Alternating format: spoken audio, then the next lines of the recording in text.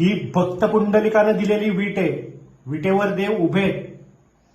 ही मुक्तकेशी नावाची दासी होती. तिला तिच्या रूपाचा गर्व होता. ती जेव्हा दर्शनास आली तेव्हा देवाने नाजूक रूप घेतलेलंय. तिचं बोट इथे आत रुतलेलंय. ही गोकुळात घुरं लाखायची काठी आहे. हा पितांबराचा सोगा आहे. हा वासण्याच्या वेलाचा करदोडा आहे. डाव्या हाती शंख आहे. उजव्या हाती कमलपुष्प आहे. ही देवाची नाभी म्हणजे जिथून ब्रह्मदेवाची उत्पत्ती झाली.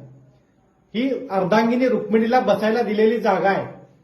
हे भृगलांछन आहे म्हणजे देवाला भृग ऋषींनी मारलेली लाथ आहे. हा गळ्यामध्ये कौस्तुभ मणी आहे.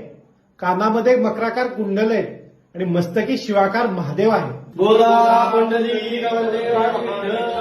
श्री ज्ञानदेव तुकाराम पंढरीनाथ भगवान की जय.